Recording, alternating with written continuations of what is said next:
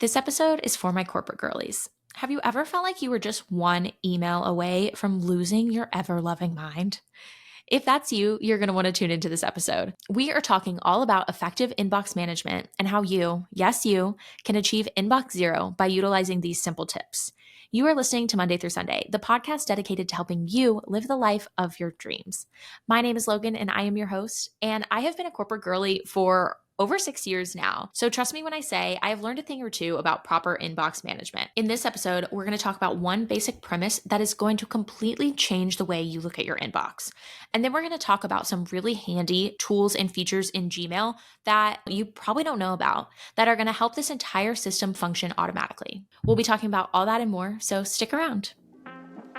Welcome to Monday through Sunday. I'm Logan. I'm Sanam. And I'm Lane. We're best friends, the founders of Blossom Brands, and the hosts of this podcast. We can't wait to take you behind the scenes of running a 7-figure agency with our best friends. We're sharing our mistakes, our lessons learned, and giving you tactical advice to build the career, the business, and the relationships you dream of, and a life you don't need a weekend to escape from. So let's get balanced and let's get down to business. Welcome to the show.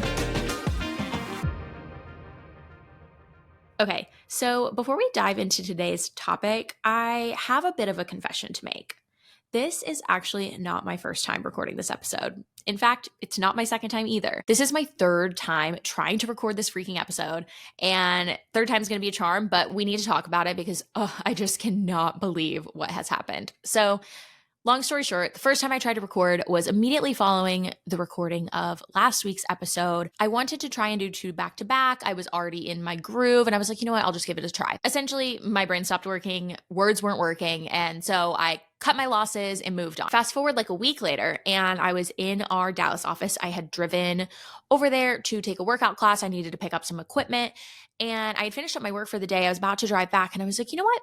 Sun is shining. I'm feeling good. I've already prepared for this episode. Why don't I just sit down and record it really quick? It'll take an hour. I'll be done. Honestly, may I say it was some of my best work. All the words just fell off the tongue. I was properly prepared. Really delivered an incredible episode that I was so excited to share with you guys until I went to close my computer and I realized that I had the wrong microphone plugged in. Oh my gosh, I cannot describe to you the feeling of just like frustration and disbelief. I wasn't even mad. I was literally just like, of course this happened to me. So all that being said, my personal best of the week is the fact that I am just here. I'm recording. We're talking to each other. It's going to be great.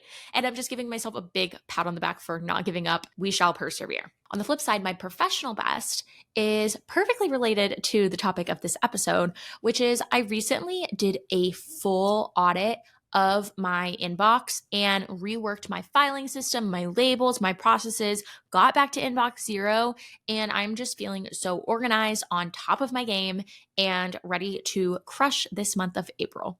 So perfect segue into today's episode because we are talking all about inbox management, which if you are a corporate girly or an entrepreneur or a solopreneur, I can guarantee that email in some capacity is part of your day-to-day.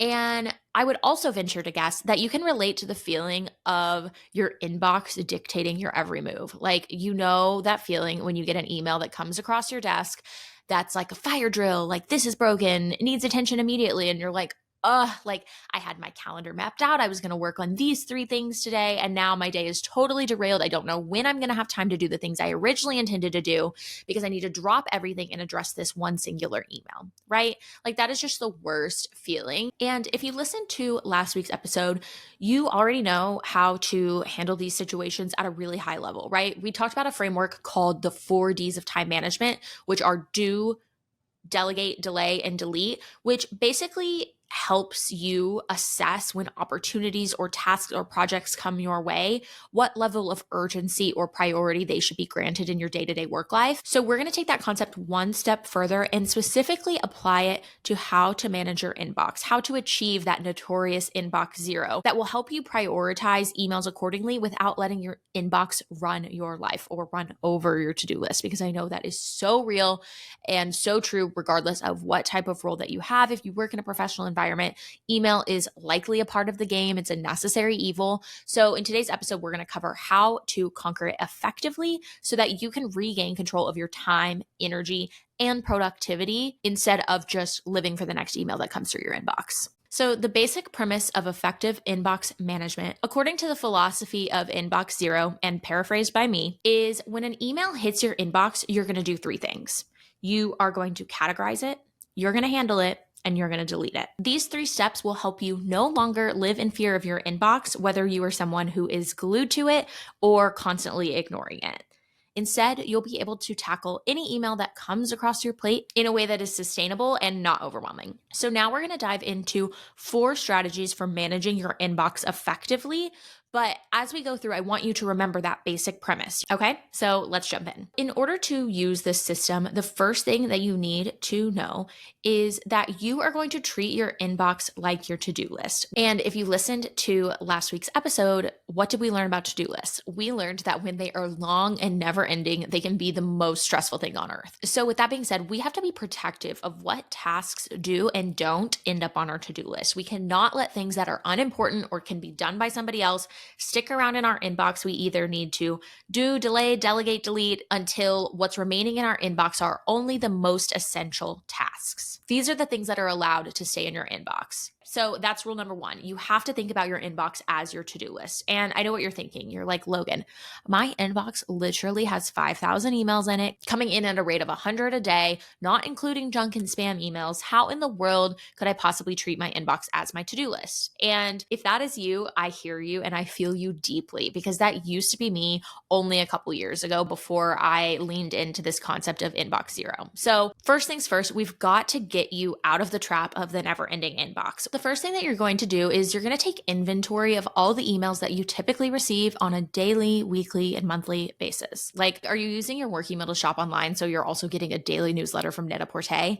Maybe you should unsubscribe from that, which, don't get me wrong, I love a marketing email as much as the next girl, but if you are receiving unnecessary emails from brands like that are either distracting or maybe causing you to spend money that you wouldn't otherwise, I would suggest unsubscribing so that you can be really clear and intentional with what messages you're allowing yourself to receive in your inbox. And a quick pro tip on how to actually do that: any email newsletter that is a mass send like that is required by law to have an unsubscribe button down at the bottom. So you can actually search the word unsubscribe in your inbox and it will pull up every email that was like an automated send to you.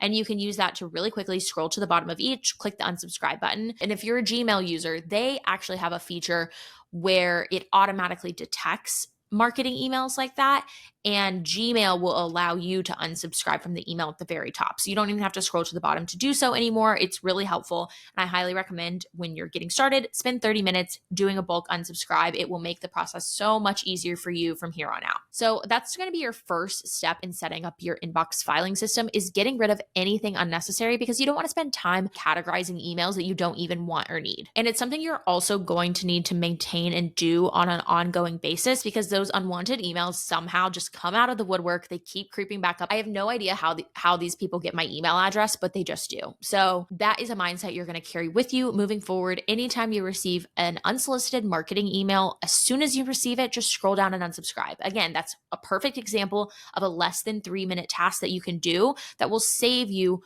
repeated instances of filtering out that email moving forward. In a similar vein, there may be some emails that you receive regularly, but you don't necessarily want to unsubscribe from. Like in my business, for example, we work a lot with Facebook ads and Google ads. And with that, because my email is associated to the ad account for my clients, I'll receive automated emails that my ad was approved or my ad was rejected or our ad spend has reached a certain threshold. So those are examples of emails that I receive regularly, but I can't necessarily unsubscribe from because I'm connected to the account.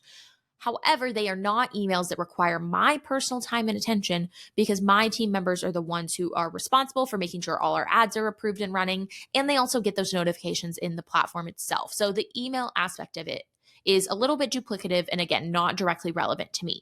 So this is a perfect example of when I would use a filter, which is a tool in Gmail that allows you to apply if-then logic to categorize an email in a certain way. So using the same example, when I receive an email from Facebook that says your ad is approved, I can write logic that says, if this email is from Facebook with the subject your ad is approved, I want to then apply a certain action, which can include skipping the inbox or archiving it. It can include applying a certain label. We're going to get really comfortable with filters in a second, but this is just an example of if you can't unsubscribe, but also don't need this particular email popping up in your inbox all the time, you can use filters to make it skip the inbox, go to the appropriate folder so that you don't have to deal with it. So now that we've talked about how to unsubscribe and utilize filters so that unnecessary emails either never come to you or skip your inbox, we're going to get into how to categorize the emails that actually do matter, the emails that you do care about, and how to create a filing system that is conducive to you and your business. When I think about my filing system in Gmail, it reminds me a lot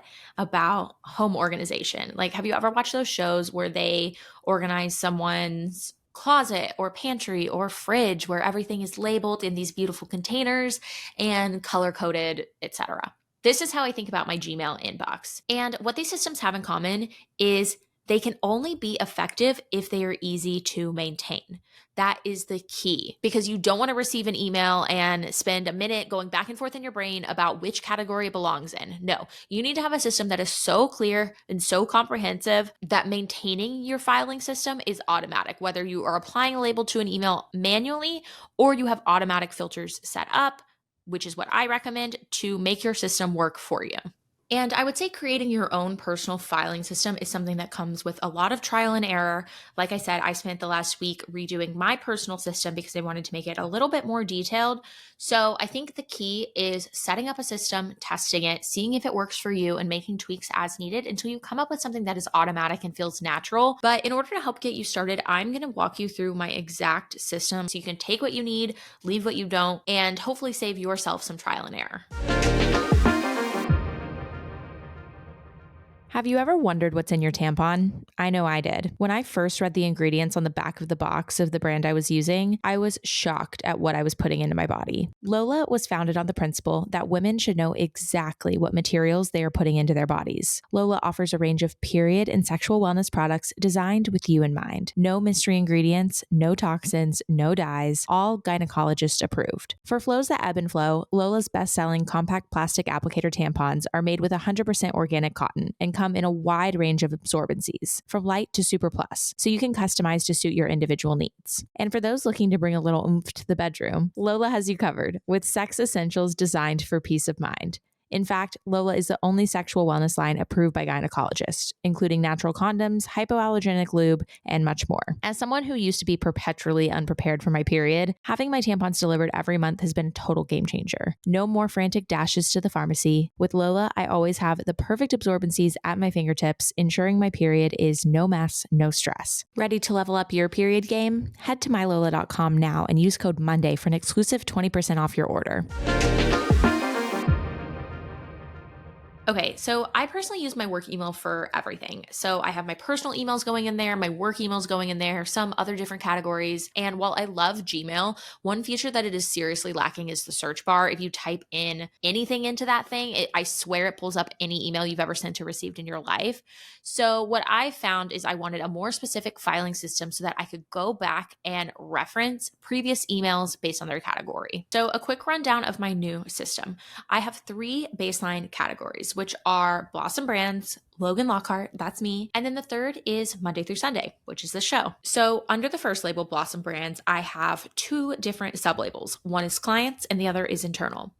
Under the clients folder, we're a marketing agency, so I have a folder for each of our current clients, and I also have a folder for past clients, which is my archive folder, and then a folder for prospective clients. So this client folder really encompasses all external related emails and also emails of the highest importance, because as a marketing agency, servicing our clients is the core principle of what we do for a living. So like I said, each of my clients have a folder. They also have a color applied to their label that lets me really easily distinguish when a email comes in from a particular client, so it is flagged in my brain and I know to either handle it or delegate it to someone else who will. That's everything external facing.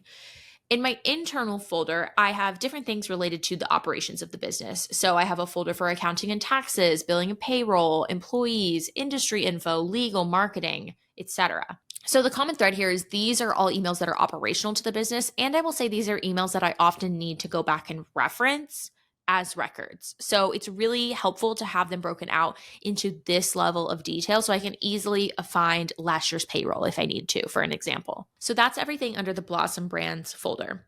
The next folder is the Logan folder, and under that I have categories like 401k, automotive, health and wellness, home, insurance, personal finance, etc. This is everything related to my personal life, which I try my best to take as seriously as I take the business. So hence the level of detail here is about the same, and I want to make sure I have clear records of anything going on in my personal life in the same way that I would for my business. And I would say that's the main way that I've personally leveled up in the past year or so, because I used to not prioritize my personal life at all. And then it comes time to file my taxes. I don't know where any of my W-2s are, and it's just a nightmare. So I would say if you can, use one email inbox for both your work and personal life. It will help you to not relegate your personal emails to that junk Gmail account you've had since middle school. Send them to your work account and make sure that you are taking your personal life as seriously as you do your job. And then the last folder I have is the Monday through Sunday folder, which this is separate from Blossom Brands because it is a separate entity, and there are a lot of different functions that go into this podcast and making it successful. So categories here include affiliates, analytics, audiences, inquiries, lead magnets, PR, production, and sponsors. So in the same way that the Blossom Brands client folders were all separated out and color-coded by branding, I have the same thing for all of our Monday through Sunday sponsors. So if a sponsor ever emails us with a request, I can easily see it and act upon it because that is important for the overall well-being of the show. That is my filing system. And like I said, you can take what you need, leave what you don't. That is just what works for me. So I thought it would be helpful to share. One last note on categorization is once you've come up with these categories for yourself, a major life hack is to make these categories consistent across all the platforms that you work in. So for example, all of the folders in the naming that I use for my Gmail labels, I also have the same folders organized and named the same way in my Google Drive, in my Slack channels, and in my personal filing system at home. That consistency across all different mediums really helps me categorize information by topic in a way that's consistent, easy to find, whether it's an email in my inbox or a spreadsheet in my Google Drive. So I would highly recommend whatever filing system you do come up with, spend some time to apply it consistently across whatever platforms you work in. Okay, so now that we've talked about how to handle your inbox, how to create a filing system that works for you, the last thing we need to touch on is how to automate your system because, oh my gosh, you do not want to be manually applying everything that we just talked about to every single email you receive every single day. Like you would have no time to do anything else. So automating is so important to make sure that your system continues to function without you having to continually manage it. And I want to talk about 3 specific features in Gmail that I think are the absolute key to making this happen. The first we touched on briefly already, which is the filters tool, which if you go to your inbox, click on an email, you'll see the 3 little dots on the top. You can click that button and you'll see a drop down that says filter messages like this. When you click into that, you will then see the if-then logic we talked about earlier in the episode. So not only are you going to use this feature to filter out unwanted emails, you're also going to use it to categorize emails that are important. So an example in my business would be if a client emails me from a certain brand, I'm going to set up a rule that anytime this client emails me, it applies the brand label so that I never miss an email from that client. You can use filters for so many things, and this basically automates the entire process of maintaining your system. So just like unsubscribing, this is going to be a continual process of building out filters that apply the logic that will help you best manage your inbox and help it happen automatically. The filters that I use most frequently are skip the inbox, apply a label, or delete automatically. So go in, play around with filters, and I promise you it will be time well spent. The last 2 features we're going to touch on are arguably the most important in terms of maintaining inbox zero, and these are snooze and archive. So if you're one of those people that has 5,000 emails in your inbox, I imagine you've likely never used the archive feature before. And basically all that this does is it's a way to remove emails from your inbox without permanently deleting them. And if you've categorized them properly, you can always go back and reference them under their proper folder. But it's a way to keep your inbox at zero, and anytime you handle an email, you can pull it out of your inbox by using the archive feature. And I know this can sound a little bit scary, but I want to be clear that archive is very different than delete. If you delete an email, it goes to your deleted folder where it will therefore be permanently removed after a set period of time. Archive, however, simply removes that email from your inbox folder, which if we're trying to achieve inbox zero, that's what we want. And if you ever accidentally archive an email, you can scroll on the left sidebar and go down to the all mail section, and this will show you all emails regardless of if you archived them or not. And you can also always undo your archive. So the most basic way that I use the archive feature is anytime I respond to an email, instead of hitting send, I hit send and archive, which means not only is that email going to its intended recipient, it's also leaving my inbox because I have done my to-do associated with that message.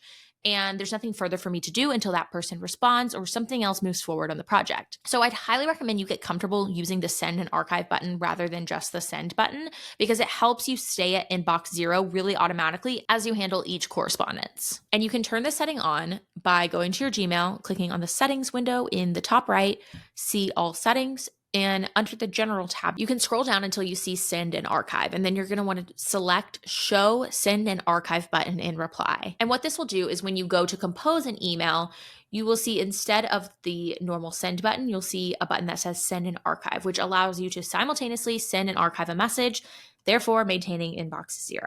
So using the archive feature is really for the emails that you personally handle. But what about the emails that you have delegated or delayed to another team member, but you still want to make sure that it's actually taken care of? This is where the snooze feature comes in. So if an email comes across your inbox that maybe you're a part of the project, but you're not the one in charge, or maybe you are the one in charge, but you have a team member who would handle it on your behalf. Typically, you should be able to trust your team member to handle the task without being asked. But in case you're working with a newer team member that's still being trained, or you're working with a client who may be slower to respond, you can use the snooze feature to temporarily move an email out of your inbox and have it reappear at a later time and date you specify. So it literally is just like snoozing an alarm clock. It goes away and then it comes back when you need it. So I'll use the snooze feature to, like I said, keep track of a project if the next step is not immediately on my shoulders, or if I'm sending a sales pitch, for example, and I want to remember to follow up with them in 2 days, I can set a snooze for 2 days later so that email can be out of my inbox and out of my mind for the time being, but then reappear and remind me to respond later. This is a great way to make sure that everything gets done without having all those emails that are pending projects take up space in your brain when there's no action you can personally take in the immediacy. So to recap, the features we just talked about are filter, snooze, and archive. And I would encourage you to get really comfortable with these tools. I know they can seem unfamiliar at first, but trust me, the more you start to use them, the more you will love them and the more effective you will be at being able to build and maintain your filing system and finally achieve inbox zero. Okay, so there you have it. That is everything you need to know in order to own your inbox and elevate your work life. So to quickly recap, the main premise of all of this is that when an email hits your inbox, you're going to categorize it, you're going to handle it, and then you're going to get rid of it. You're going to make sure there's nothing in there that isn't absolutely pertinent, and you're going to utilize the heck out of automatic features in Gmail that help you make it happen. So I hope this episode helped you, and if you're interested in trying this out for yourself, I will link my entire filing system in the show notes of this episode, so you have that to use as a reference to get started. Try it out. Let me know what you think. I hope it helps you. So that's it. I hope you've learned something today, and if there's a corporate girl in your life who's drowning in your inbox, be sure to send her our way. Thanks so much for tuning in to this episode of Monday through Sunday. If you're building a career, a business, or any relationships, we know your time is valuable, so thank you for spending it with us. With that in mind, we would be so grateful if you can spare 2 minutes to rate and review this podcast. Your reviews help spread the message to more people that work doesn't have to suck. By the way, if you're looking for your community, join us on Instagram and TikTok at Monday through Sunday Pod. We're all about connecting our like-minded listeners together. Let us know if there's anything you want us to talk about by sending us a DM. We'd love to hear from you. Thank you again, and we'll talk to you on the next episode.